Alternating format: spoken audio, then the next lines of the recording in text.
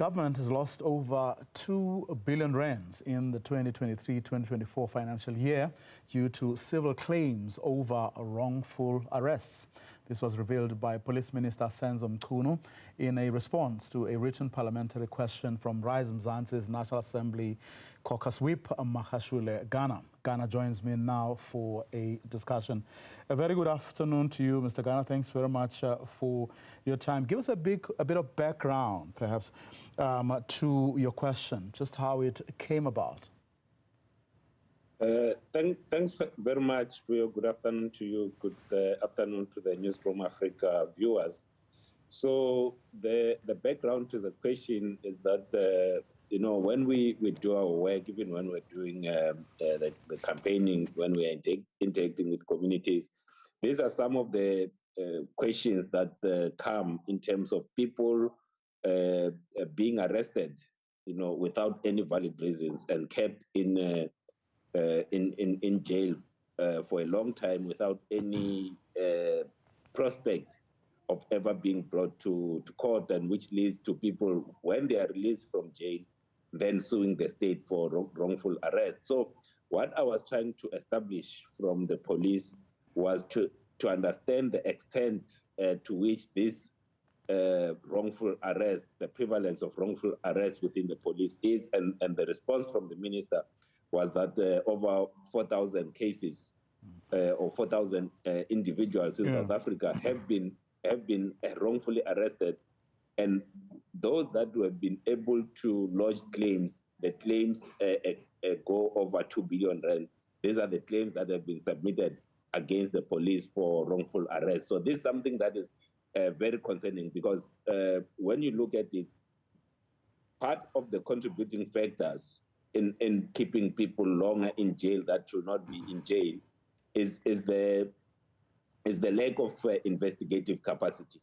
I have raised before, and it was a response from the minister, that South Africa has got a shortage of over 8,500 detectives. So if there's not enough of proper investigation that happens, wrong people are kept in jail, and when they are released and there's no charge, then they sue the state, and for only one financial year, the figure that the state has been sued for exceeds 2 billion rands. Over 4,000 wrongful arrests, as you point out, leading to claims exceeding 2.2 billion rands.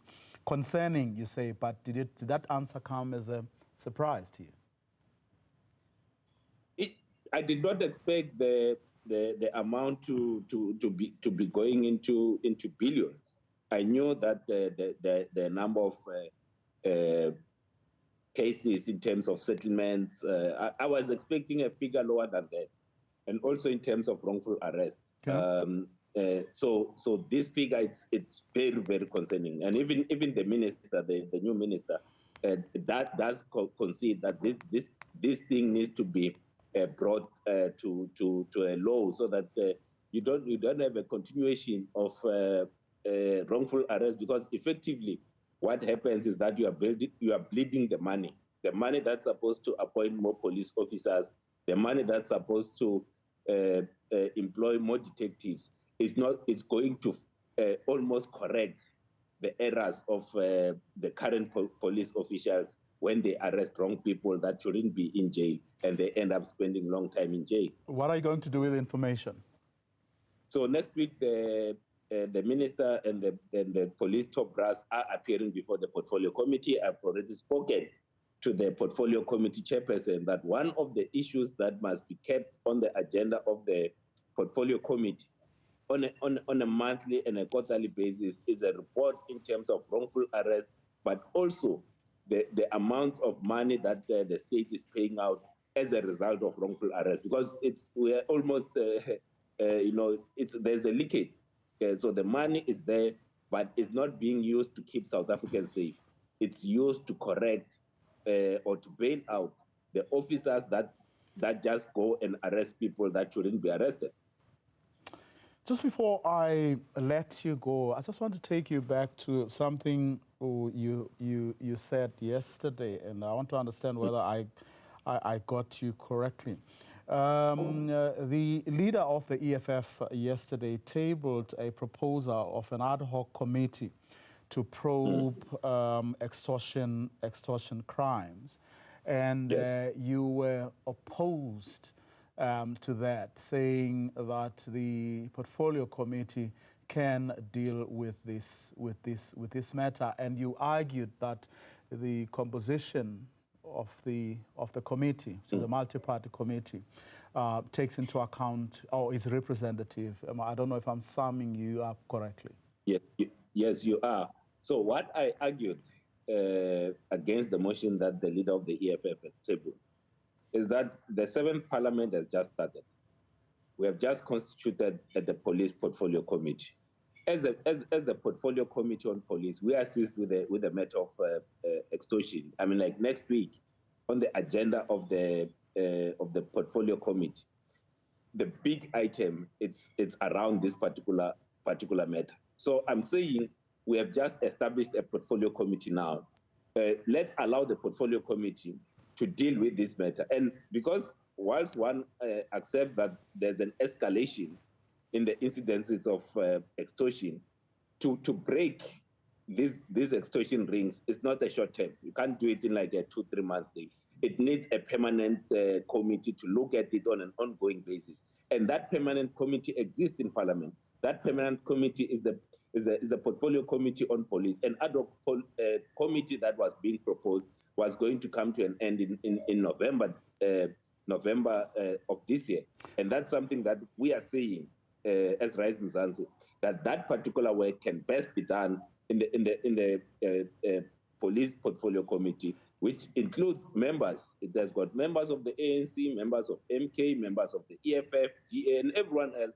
We are all in there. Unless, and this is the point that I raised, unless as part of the motion was to say that maybe the representatives that we have sent into the Police Portfolio Committee, they are inadequate, that we need to beef up or maybe substitute. Well, I may have misunderstood it, but the nub of the argument was that an ad hoc committee would focus on this issue, which everyone has shown a spotlight on, and which many people have argued is crippling our economy, but also leading to disastrous and very dangerous,